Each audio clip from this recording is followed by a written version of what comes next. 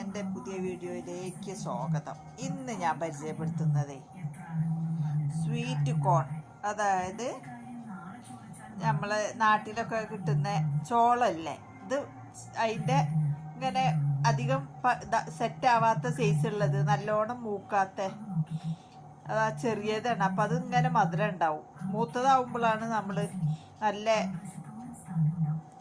ചോളപ്പൊരിയൊക്കെ ഉണ്ടാക്കുന്നത്. ഇത് അങ്ങനത്തതല്ല കേട്ടാ, ഇത് ഭയങ്കര മധുരമാണ്. ഇത് ഓൾറെഡി സെറ്റായിട്ട് വരുന്ന സാധനമാണ്. ഇത് കണ്ട, ഇവിടെ ഇത് ടിന്നിൽ വരുന്നതാണ്. അപ്പോൾ അതൊന്ന് നിങ്ങൾക്ക് കാണിക്കുക എന്ന് കരുതിയിട്ട് ഞാൻ എടുത്തതാണ്. ഇത് കണ്ടില്ല, ഇത് ഞാനിങ്ങനെ പൊക്കി വെച്ചത് ഇങ്ങനെ ഓപ്പണാക്കി എടുക്കുന്നത്.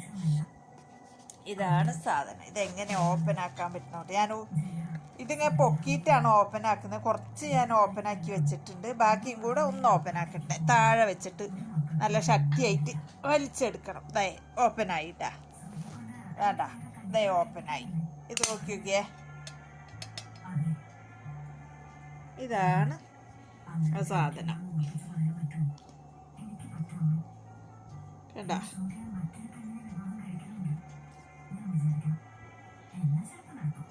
നോക്കിയേ, ഇത് ഭയങ്കര ടേസ്റ്റാണ്.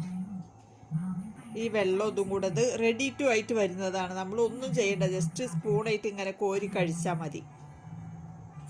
ആ സൈസ്.